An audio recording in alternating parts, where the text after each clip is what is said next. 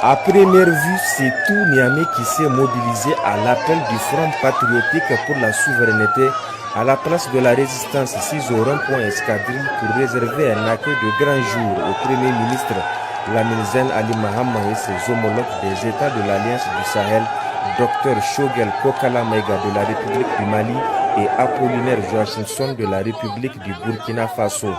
Dès leur arrivée, les premiers ministres de l'AES ont salué la foule immense qui les attendait avant de monter sur le podium pour encourager le vaillant peuple nigérien qui a choisi de prendre son destin en main sous la direction des autorités du Conseil national pour la sauvegarde de la patrie présidé par le général de brigade Abdourahmane Tchani, chef de l'État.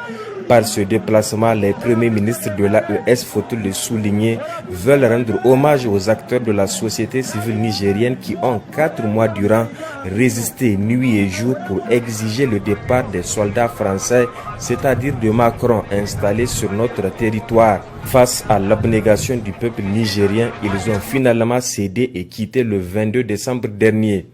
Devant la population, le président du Front patriotique pour la souveraineté a livré un discours de vérité marqué par des motions de remerciement et de reconnaissance à l'endroit de tous les citoyens qui ont fait preuve de dépassement de soi, de sacrifice et de disponibilité totale pendant 4 mois pour engager le combat sans merci ayant porté ses fruits face à l'impérialisme français.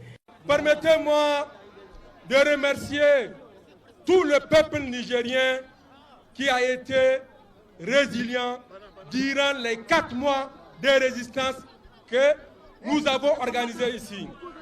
Je voudrais, par la même occasion, saluer l'arrivée de nos hôtes qui ont bien voulu honorer de leur présence ici, à cette place où le peuple nigérien a combattu les forces qui s'attendent.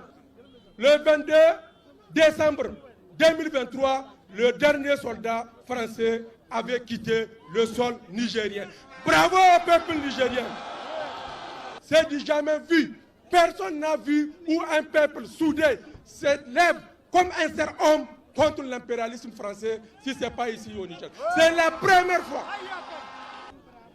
On est content de constater que notre ministre des Affaires étrangères avait écrit une note pour le dire dorénavant, plus ne serait comme avant.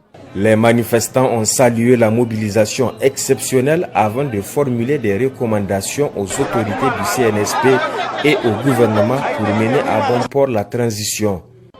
En toute sincérité, on a su que le peuple nigérien est un peuple combattant. Le peuple nigérien est un peuple résilient et soudé. Et ça va servir de leçon pour toute l'Afrique, pour tous les Africains, pour débouter définitivement l'impérialisme de notre continent. Moi, mon message en droit du CNSP, c'est de faire la transition correctement sans aucune pression extérieure. On ne peut pas leur imposer un délai court. Le peuple est avec le CNSP n'a pas à s'inquiéter. C'est une fierté pour nous.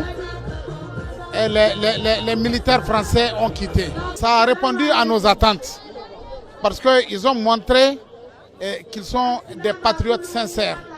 C'est pourquoi ils sont venus massivement. Il faut chercher à nous donner notre monnaie, notre propre monnaie. L'Alliance des États du Sahel se matérialise chaque jour un peu plus, que cela n'en déplaise à certaines organisations communautaires et internationales.